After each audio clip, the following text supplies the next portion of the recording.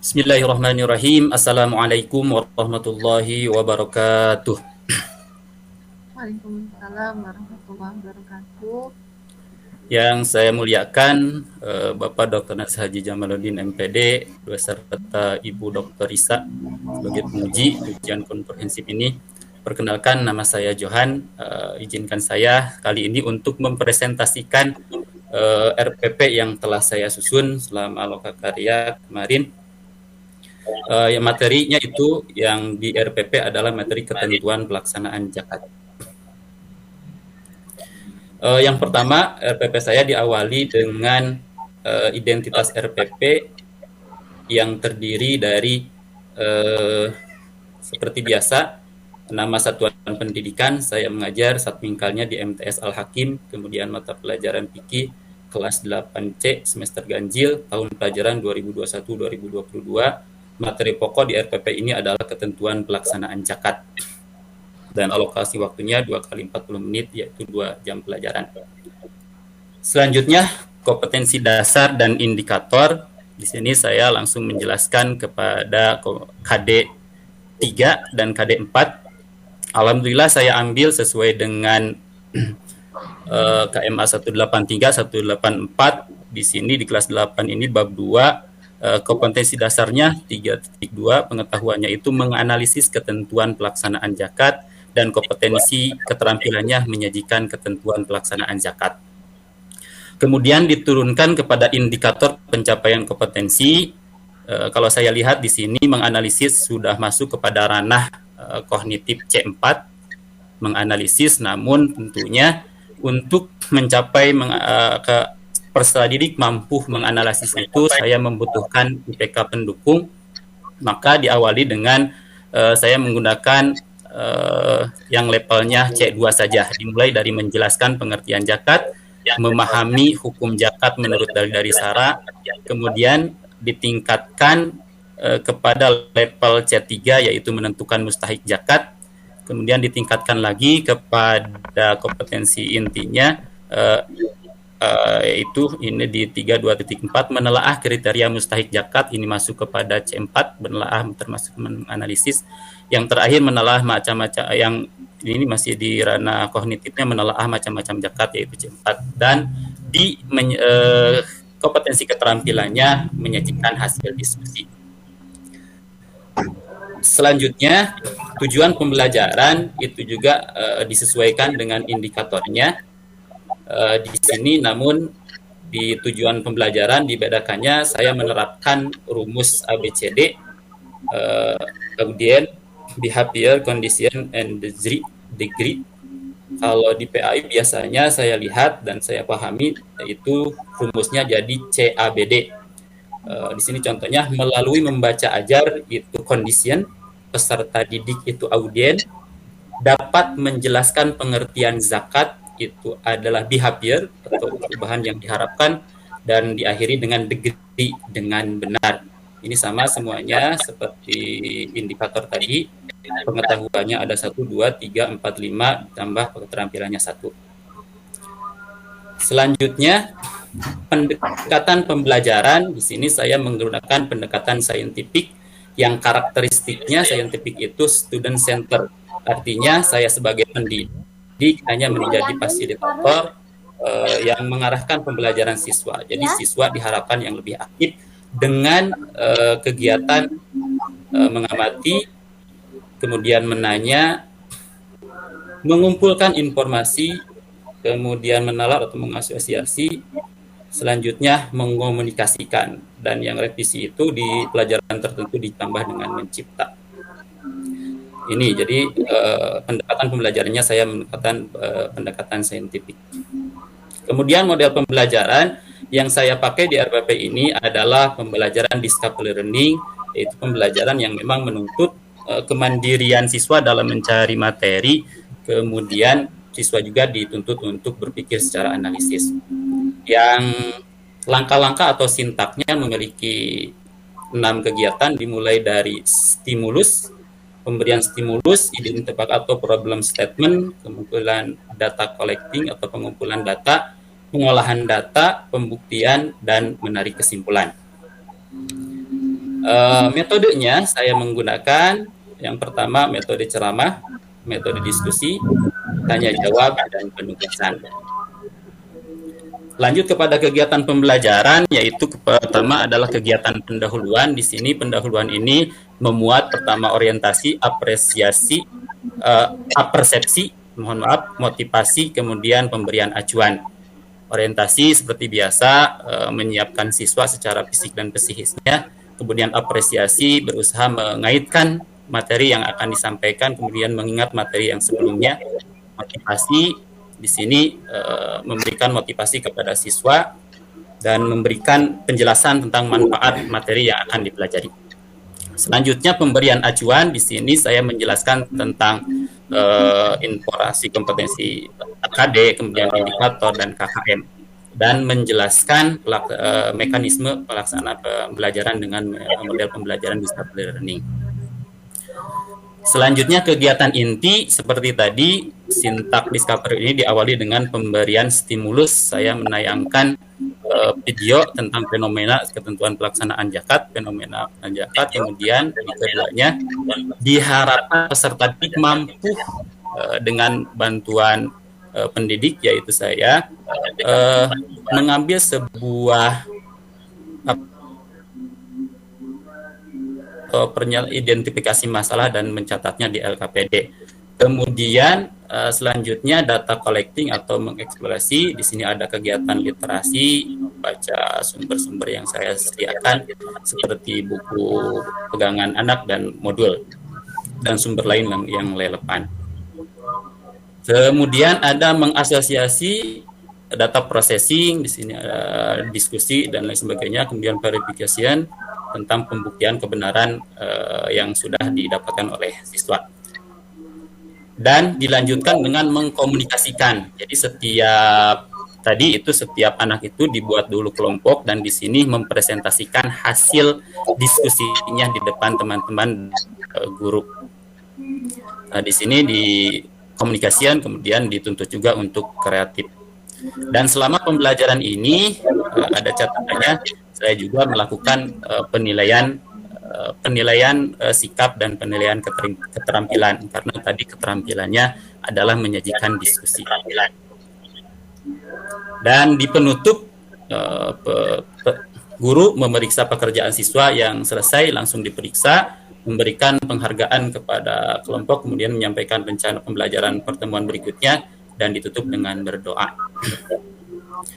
Kemudian penilaian pembelajaran, ini 3 yang ditilai dari mulai sikap, pengetahuan, dan keterampilan. Kalau sikap menggunakan penilaian diri dan observasi, pengetahuan tes tulis bentuknya pilihan ganda, dan keterampilan yaitu performance, ada daftar rekap skor. Ini ada remedial seperti biasa, kemudian media, alat, bahan, dan sumber. Medianya media audio visual, gambar dan video. Alatnya saya membutuhkan laptop, proyektor, dan buku panduan. Bahannya ada PowerPoint, lembar kerja peserta didik. Sumbernya ini ada Al-Quran terjemah, buku guru, buku siswa, ada juga modul yang alhamdulillah siswa sudah pada pegang, internet dan juga YouTube.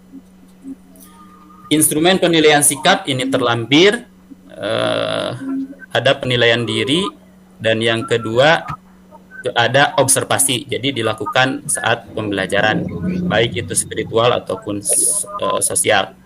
Selanjutnya instrumen penilaian pengetahuan, ini kisi-kisinya, alhamdulillah, walaupun ini hanya 5 soal, tapi sudah memuat ada hotnya. Karena di sini ada C4-nya ada 2 soal.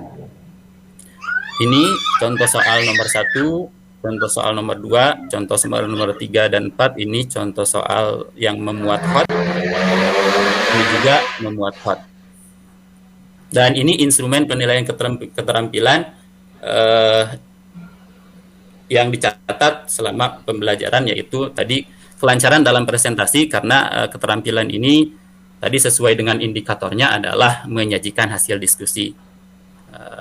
Ini merupakan instrumen penilaian keterampilan. Mungkin hanya itu yang dapat saya sampaikan. Mohon koreksinya kepada Bapak dan Ibu dosen bila ada yang kurang tepat. Terima kasih. Assalamualaikum warahmatullahi wabarakatuh. Waalaikumsalam warahmatullahi wabarakatuh. Waalaikumsalam. Baik, Silakan Ibu silakan. Pak Ibu Dokter, silakan. Baik, terima kasih. Baik, Pak Johan ya. Ya, Pak Johan, terima kasih sudah mempresentasikan RPP-nya dengan sangat baik. Ya, saya lihat RPP-nya juga sudah baik, sudah bagus. Mungkin saya perlu beberapa konfirmasi saja, ya. Nah, oke, dari mulai identitas, KI tidak masalah ya, sudah oke. Kemudian kompetensi dasar dan IPK yang diturunkan tuh sebenarnya ini sudah oke. Hanya ada yang perlu saya konfirmasi saja di sini kan KD yang dipilih itu menganalisis ketentuan pelaksanaan zakat. Kemudian Bapak menurunkan dengan menjelaskan C2, memahami hukum zakat C2, kemudian menentukan mustahik C3 dan seterusnya. Nah, itu sebenarnya sudah oke, hanya ada satu di sini yang IPK 3.2.2 yaitu memahami hukum zakat. Nah, kira-kira menurut Bapak ada yang kurang tepat nggak di rumusan IPK yang kedua ini? Kata kerja memahami itu gimana, Pak? Sebetulnya Bu, saya itu tadinya mau langsung ke C3, tapi takutnya anak tidak sampai juga gitu. Jadi memahami itu ya hukumnya itu bagaimana dilihat dari dalil-dalilnya gitu. Mau langsung ke menelaah, saya takutnya tangganya itu tidak berurutan gitu Bu. Oke, sebenarnya saya tidak mempermasalahkan itu, justru sudah bagus ya. Jadi kita memang kalau membuat rumusan IPK tuh harus dari yang level berpikir terendah sampai yang tertinggi gitu ya. Bahkan kalau Bapak mau menambahkan dengan C5, C6 pun itu bagus gitu ya. Hanya yang saya pertanyakan di sini adalah kata memahami. Nah, memahami itu kan C2 ya. Tetapi kalau dalam taksonomi Bloom, memahami itu sebenarnya coba Bapak cari, ada tidak kata memahami? Ya, memahami itu bisa terukur nggak Pak? Coba kalau Bapak bilang siswa saya sudah memahami ketentuan zakat, terukur tidak? Emang sulit Pak, Bu itunya. Ya. Tapi kalau jadi, dia jadi gimana Pak? Kalau saya kan googling gitu, jadi memahami itu, mohon maaf Bu ya, memahami itu ya memang ada di bawahnya itu ya, di C2 itu ya emang memahami gitu kan. Tapi memang untuk mengukurnya emang saya juga memang sulit itu Bu. Untuk mengukur. Jadi memahami itu boleh digunakan biasanya untuk KD, KI, KD boleh. Ya, KI, KD boleh. Karena dia tidak diukur langsung di kelas. Seperti kita, oh saya sudah paham. Kalian sudah paham anak-anak? Paham gitu ya. Tapi pahamnya sampai sejauh mana itu tidak bisa terukur. Nah, biasanya kata memahami ini kalau untuk operasional di IPK atau di tujuan pembelajaran kita ganti nih. Tidak dengan memahami, tapi yang setara, yang selevel. Biasanya selevel dengan memahami apa, Pak? Menjelaskan juga bisa, Bu. Nah, menjelaskan. Kalau menjelaskan terukur tidak? Ya, bisa terukur. Terukur. Kalian jelaskan tentang ketentuan zakat fitrah. Maka dia kan harus menjelaskan, gitu ya, terukur. Dia mampu atau tidak. Tapi kalau memahami, mah kalian paham, tidak paham itu tidak bisa terukur, ya. Jadi tinggal diganti saja kata kerja operasionalnya. Jadi memahami itu tidak disarankan untuk digunakan kata kerja tersebut pada rumusan IPK dan tujuan pembelajaran. Jadi dipakai yang setara, yaitu menjelaskan. Ya. Terima kasih Bu. Ya, yang lainnya sudah oke, sudah bagus ya. Kemudian yang KD untuk keterampilannya juga sudah bagus, menyajikan hasil diskusi, mungkin tinggal dikasihinnya aja ya kejelasannya, misalnya menyajikan hasil diskusi tentang zakat misalnya seperti itu ya. Jadi biar nggak terlalu umum. Oke, kemudian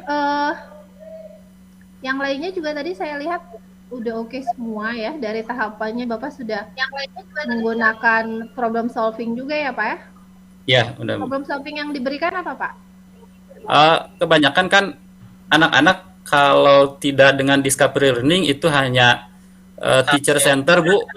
Jadi diharapkan dengan model discovery learning ini ya anak bisa mandiri kemudian aktif di kelas itu Bu. Betul. Nah di sana Bapak kasih stimulus di problem solvingnya apa? Pada itu saya tayangkan video tentang fenomena ricuhnya pembagian zakat yang tidak sesuai aturan Bu. Harapannya siswa memberikan komentar gimana? Intinya harapannya diarahkan bahwa untuk ibadah saja itu harus sesuai dengan ketentuannya, maka harus jadi penting diketahui ketentuan-ketentuannya itu dari mulai pengertian aturannya, esensi dari amilin gitu Bu, urgensinya. Oke, jadi bisa ya sebenarnya penerapan problem solving ini diberikan kepada anak SD sekalipun ya atau MI sekalipun ya. Dan mungkin itu harus diarahkan kepada pencapaian kompetensi yang memang tadi diharapkan ya di awal, bahwa dia harus mampu menjelaskan apa gitu ya, menyebutkan apa sampai kepada menganalisis apa. Jadi videonya disesuaikan dengan tujuan pembelajaran yang ingin dicapai seperti itu. Kemudian tadi juga saya sudah melihat Bapak sudah menggunakan TPEC ya. TPEC itu apa Pak? Ya, pemanfaatan teknologi Bu dalam pembelajaran. Apa, Pak? Bapak tahu kepanjangannya? Tidak tahu Bu. T-nya apa? T-nya apa? Teknologi pedagogik. Technological. Technological pedagogik. Itu Bu jadi susah ngapal. Ya, technological pedagogical kompetensi nggak tahu Bu. Knowledge. Content knowledge ya. Content knowledge. Jangan dibaca knowledge ya. Knowledge ya. Biasa kan itu. Ya. Nah, kalau Bapak pahami apa itu TPEC itu? Ya itu pemanfaatan Bu. Jadi pemanfaatan teknologi yang memang ya tidak terbatas sebetulnya, bukan hanya internet saja di TPEC itu kalau saya baca-baca dan yang saya pahami Bu. Betul sekali ya. Jadi TPEC itu intinya adalah tadi ya pemanfaatan teknologi untuk tadi sharing pengetahuan dalam pembelajaran. Jadi kita bisa pakai sebanyak-banyaknya source media, baik itu dari internet ya.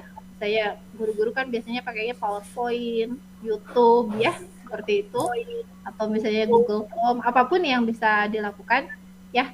Jadi sekarang banyak sekali platform untuk bisa digunakan, baik nanti dalam pembelajaran di kelas face to face kita tetap pakai penggunaan teknologi, maupun sekarang apalagi sekarang yang dalam pembelajaran online gitu ya, pasti kita sangat banyak memanfaatkan teknologi. Baik, tadi juga saya lihat Bapak sudah menggunakan HOTS ya, soal HOTS-nya mungkin tinggal kalau dia bisa ditambah di C5, C6 itu juga sudah akan lebih baik lagi ya. Ya, siap Bu. Termasuk ya kita juga terasah untuk bisa membuat soal HOTS yang baik gitu ya sebagai guru. Baik, dari saya barangkali seperti itu. Pak Haji, mangga selamat untuk Pak Johan. Terima kasih. Terima kasih Ibu. Untuk Pak Johan, mungkin tambahan dari Bapak, melihat RPP yang di-upload itu sudah hampir lengkap ya. Cuman tadi berkaitan dengan indikator dan tujuan pembelajaran, itu kalau di PPSI itu tujuan umum dan tujuan khusus ya. Untuk tadi dan tadi itu tujuan umum. Untuk indikator dan TP itu adalah tujuan khususnya. Maka tadi kata-kata yang operasional itu harus diteliti ya, harus selektif itu kan. Ketika merumuskan indikator dan TP ya. Ini supaya mudah diukur aja itu kan. Maka tadi saran dari Ibu Dokter itu di sistematikanya dari sederhana, sedang, dan tinggi itu dicek kembali. Karena tadi untuk mungkin itu antar Bapak implementasi dalam pembuatan video pembelajaran itu harus sistematika begitu ya. Ini sarannya. Ya untuk selanjutnya mungkin tadi Pak Johan silakan baca surat At-Tin. At-Tin, Pak. Ya. Bismillahirrahmanirrahim. A'udzu billahi minasy syaithanir rajim. Bismillahirrahmanirrahim. Wat-tini waz-zaitun wa turi sinin wa hadzal baladil amin. Laqad khalaqnal insana fi ahsani taqwim. Thumma radadnahu asfala safilin. Illa alladzina amanu wa amilus salihati falahum ajrun ghairu mamnun. Fama yukadzibuka ba'du bid-din. Alaysa Allahu bi ahkamil hakimin. Sadaqallahul azim. Ya, nanti Pak Johan ditulis dikirim ke